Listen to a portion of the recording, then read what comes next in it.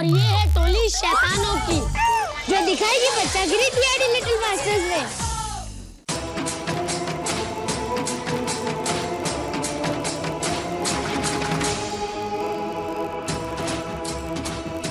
अरे मैडम आप आ गई? सर आप ही का इंतजार कर रहे थे, आइए।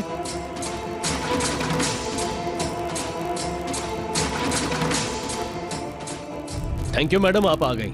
हमें थोड़ा डाउट था।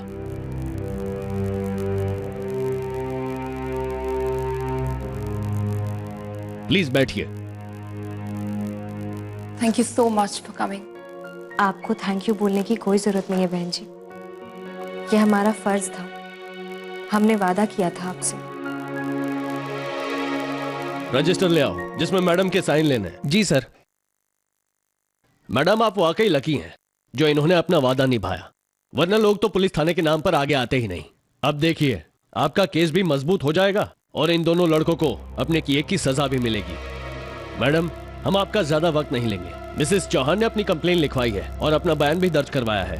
बस आपको अपना नाम और पता लिखकर बयान पढ़कर 2 जगहों पर दस्तखत करने होंगे, फिर आप भी फ्री और हम इन लड़कों के खिलाफ चार्जशीट भी बना देंगे। अरे चार्जशीट वार्शीट वगैरह की काय जरूरत पड़े है इंस्पेक्टर साहब?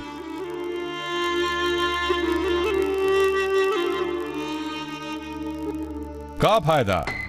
अरे काहे केस बढ़ाए जा रहे हैं अपनी चौकी के?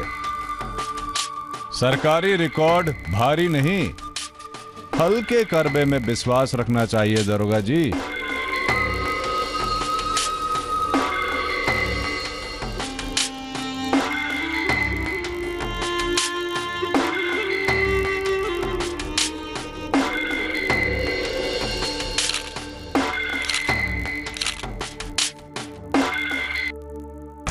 अबे अब तो दुबे दद्दा आ गए, अब काहे की टेंशन? नमस्ते इंस्पेक्टर साहब।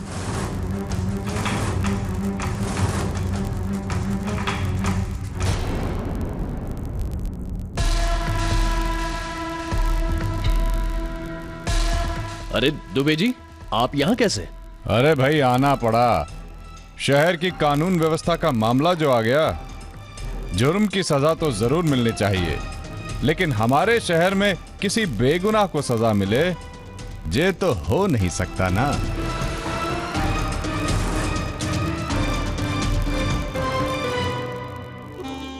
अब इन्होंने कोई खून वून तो किया नहीं जो आप फांसी पे चढ़ाएंगे। अरे थोड़ा डांट डपट के उन्हें थोड़ा धमकी देके छोड़ दीजिए। हम जैसे लोगों को इन्हें सुधरने का मौका देना चाहिए, क्यों? नेताजी बहुत सारे गुनाहों के लिए जेल में भी सुधरने का मौका मिलता है। इनसे मिलिए, यह है मिसेस चौहान, इन्हीं के साथ बदतमीजी की थी इन 2 लड़कों ने और ये है इनके गवाह। अच्छा तो यही लोग हैं। ठीक है, अगर मैडम को कुछ ज्यादा ही तकलीफ हुई हो तो कुछ मुआवजा दिलवा देते हैं। लेकिन नेताजी मिसेस चौहान ने खुद रिपोर्ट लिखवाई है और गवाह भी आपके सामने है। ये खुद चाहती हैं कि इन पर कार्रवाई हो। अरे तो इसमें कौन सी बड़ी बात है? हा? हम मैडम से समझ लेते हैं। मैडम नमस्ते, हम इस इलाके के नेता हैं और आपके सेवक। आने वाले चुनाव में एक सशक्त उम्मीदवार विद्याधर दुबे।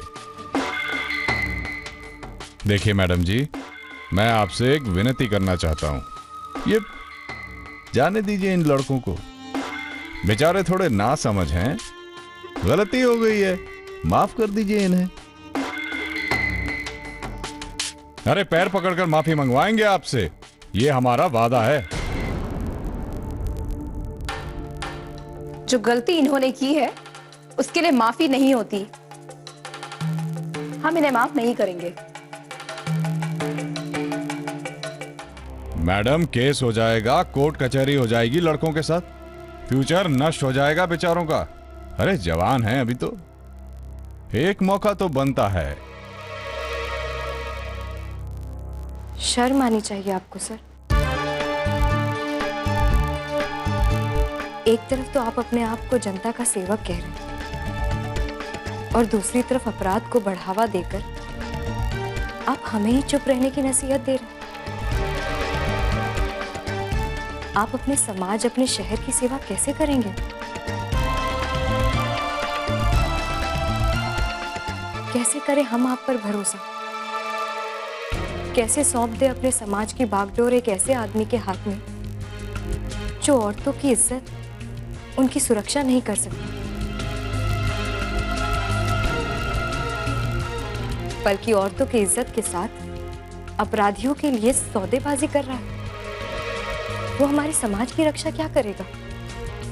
सर, आप इन दो बदमाशों के फ्यूचर के बारे में सोच रहे हैं? आपने एक बार भी सोचा कि आप हमारे समाज के फ्यूचर के साथ कितना बड़ा खिलवाड़ कर रहे हैं? अरे देवी जी, आप तो गलत तरह से समझ रही हैं हमारी बात को। हम क्या गलत समझ रहे हैं आपको? कायदे से तो आपको इन दोनों को कड़ी से कड़ी सजा देनी चाहिए थी, समाज में इस तरह की गंदगी फैलाने के लिए, ताकि फिर कभी किसी की हिम्मत ना हो ऐसी घटिया हरकत करने की। देवी जी, इन लड़कों ने कोई इतना बड़ा भी गुनाह नहीं किया है जो उन्हें इतनी बड़ी सजा मिले। आप कैसी बेतुकी सी बात कर रहे हैं? आप जानते हैं, आप जैसे लीडर्स की वजह से ही ऐसे क्रिमिनल इतनी घटिया हरकत करने की हिम्मत करते हैं। नेताजी, आपको तो औरतों का सपोर्ट करना चाहिए, उनका साथ देना चाहिए, और आप एक समाज सेवक होने के बावजूद ऐसे अपराधियों का सपोर्ट कर रहे हैं।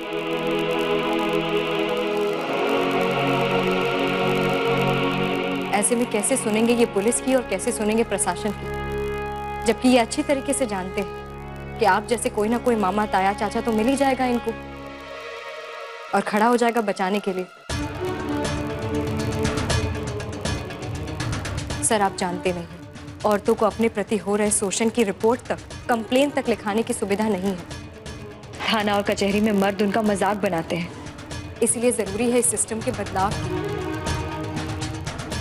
जिसमें आप जैसे लोगों के हाथ से सिस्टम को चलाने की जिम्मेदारी को छीन लेना चाहिए।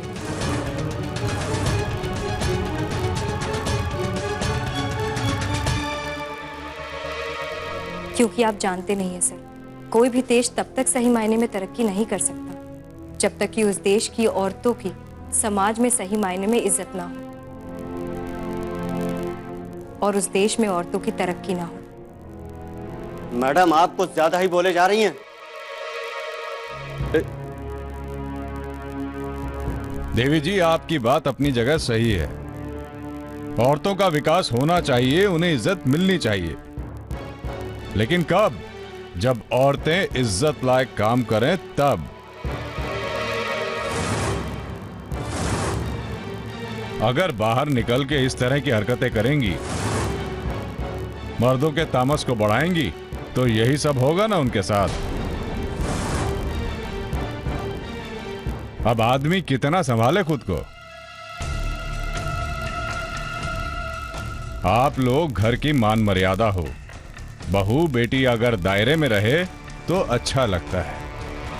घर में थोड़ी ना घुस के आपके साथ ऐसे कोई जबरदस्ती कर रहा है। अगर ऐसा कोई करता है तो मुझे बताइए, हम तगड़ा एक्शन लेंगे उनके खिलाफ।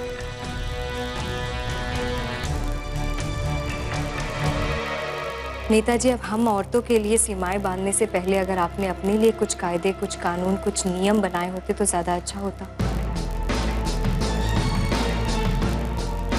आपके कहने से हम चार दीवारियों के अंदर बैठकर रहने वाले नहीं हैं। आप जैसे लोगों के हिसाब से औरतों ने सदियां गुजारी, लेकिन अब नहीं। इस समाज और सिस्टम का संचालन सिर्फ पुरुष नहीं, औरतें भी करेंगी, और उसी हक से करेंगी जिस हक से आज तक पुरुष करते आए हैं। और धोखे में मत रहिएगा, हम औरतों को अपना अधिकार, अपना हक कैसे लेना है ये हम बखूबी जानते हैं। चार दीवारी में अंदर रहने वाली अबला नारी समझने की भूल मत कीजिएगा, केवल पछतावा ही हाथ में आएगा नेताजी।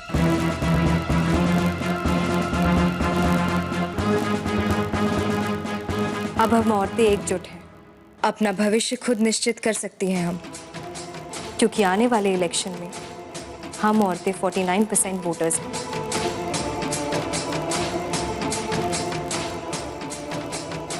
आपको कुर्सी पर बैठाना या गिराना, ये दोनों की ताकत रखती है ये पावर ऑफ 49।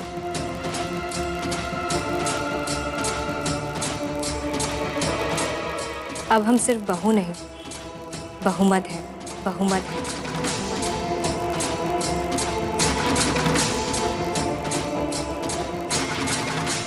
याद रखिएगा। आपका गुस्सा जायज है देवी जी, समझते हैं हम और जानते भी हैं, पर क्राइम इसलिए ज्यादा है क्योंकि हमारी कानून व्यवस्था जो है वो सही नहीं है, और इसके लिए जरूरी है कि कानून में थोड़ा कड़ाई हो, और ये तब होगा जब आप जैसे लोग हमें वोट देकर जिताएंगे। फिर तब देखना हम आप महिलाओं की सुरक्षा के लिए खुद कड़े कदम उठाएंगे।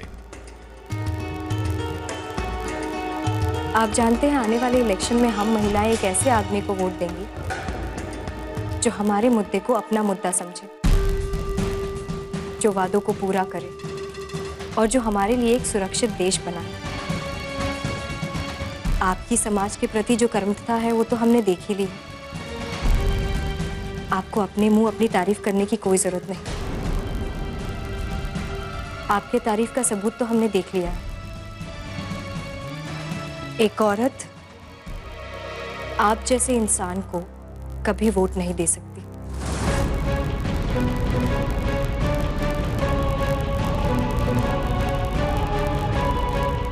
सच्चाई जानने के बाद आपकी बहू, बेटी और आपकी बीवी तक आपको वोट नहीं देंगी।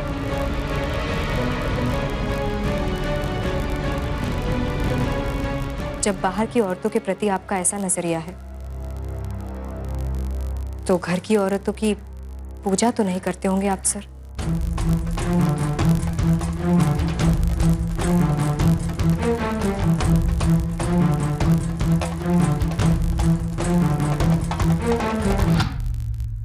साइन कहाँ करें? रजिस्टर ले आओ।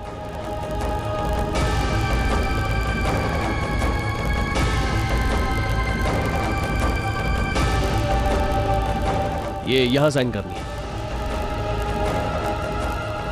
देवी जी, ये आप ठीक नहीं कर रही हैं। कल को अगर हम चुनाव जीत गए फिर आपसे मिलेंगे।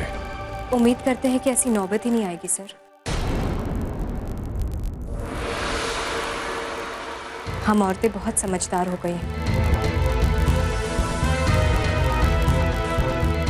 आप जैसे सत्ता के दलालों को बहुत अच्छी तरीके से पहचानते हैं।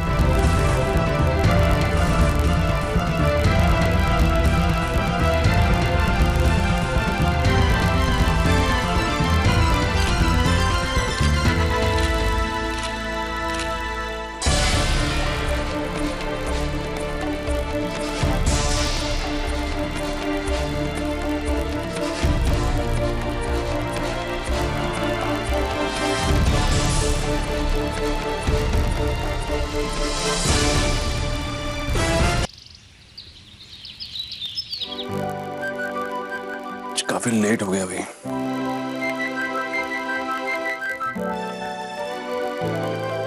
पेपर कहाँ है आजकल? लाए नहीं आप? अभी लाते हैं।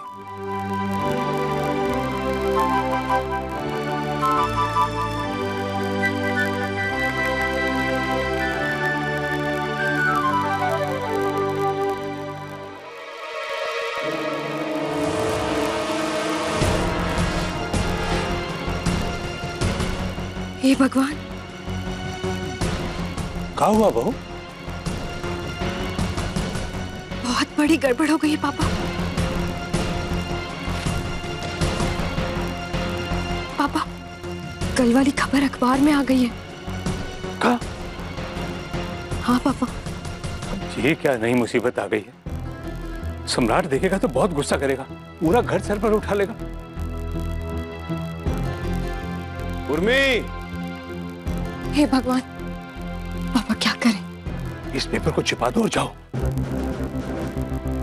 फिर भी मांगेंगे तो पेपर ही ना पापा, क्या बोलेंगे हम उनसे?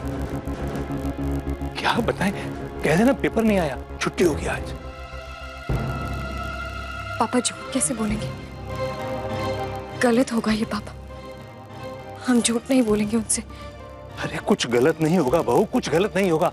अगर तुम सच बोलोगी ना तो तुम्हारे साथ साथ हमें भी सुननी पड़ेगी उसकी चिल्पाओ। अरे जिसे बोलने में सबकी भलाई हो वो झूठ किसी भी जानलेवा सच से बेहतर है। फिलहाल मेरी बात मानो, ये पेपर छुपाओ और जाओ। जब कभी वो अच्छे मूड में रहेगा ना तो बता देना उसे। उर्मी,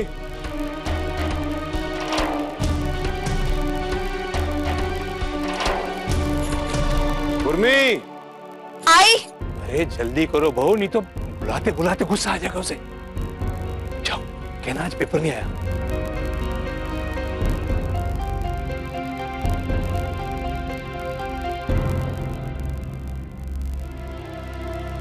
कहाँ चली गई थी आप? क्या प्रिंटिंग प्रेस गई थी पेपर लाने?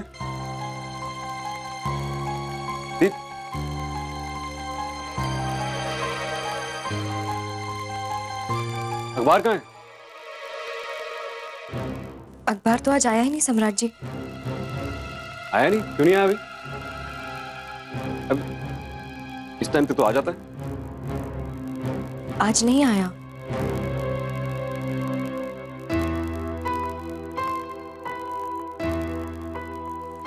कल क्या था? कल को छुट्टी भी नहीं थी, फिर क्यों नहीं आया? क्या पता सम्राट जी, अब पता नहीं। कमाल है, अपनी मनमर्जी के मालिक हैं साले। अब न्यूज ही देखनी पड़ेगी। अरे न्यूज वाले भी एक ही बात का रट्टा लगाए रखते हैं दिन भर, जैसे उसके अलावा कुछ हुआ ही ना हो दुनिया में। ठीक है भाई, अब इमली और आम नहीं तो बबूल के पेड़ की छाया सही। शर्त पूरी न होने पर ये गड़बड़ झाला किया गया है। नए नियम का कमाल यही है।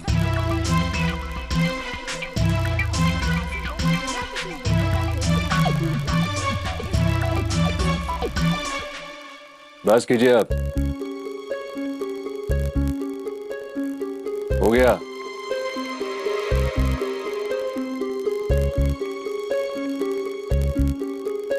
हाँ, हो गया ही।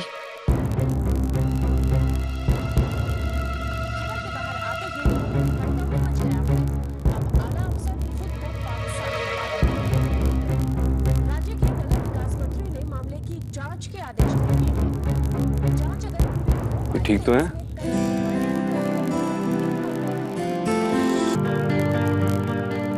सम्राट, आज हम नहीं आ रहे हैं, याद है ना? वो बच्ची की वैक्सीनेशन के लिए जाना है। हाँ भाई, याद तो रखना ही पड़ेगा।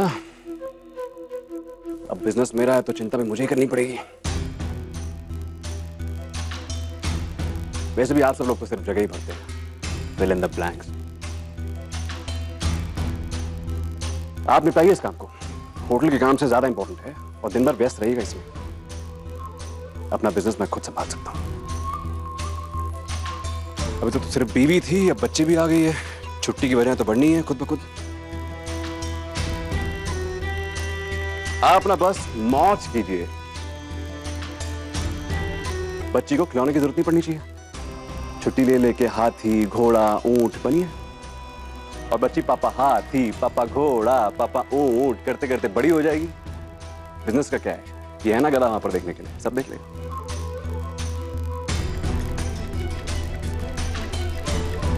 आप बस छुट्टी एंजॉय कीजिए।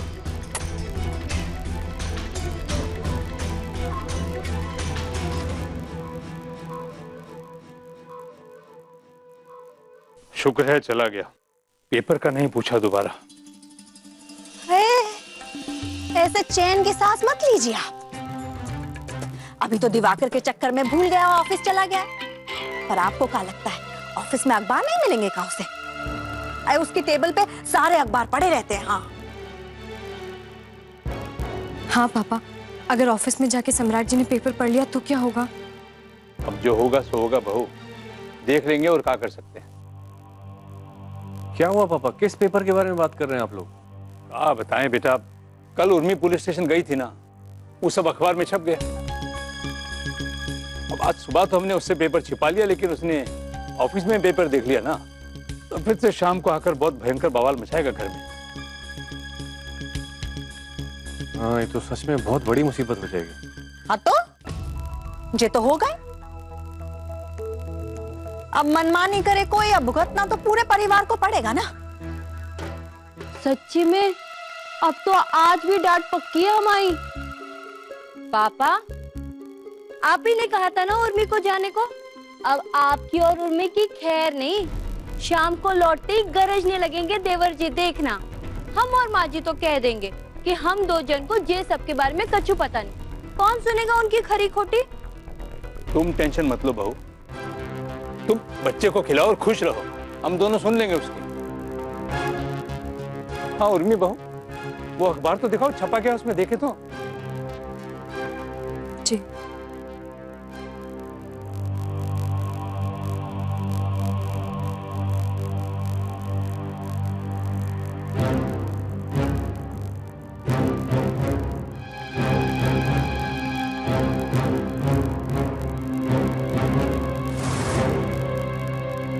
अदिति, अदिति, अदिति।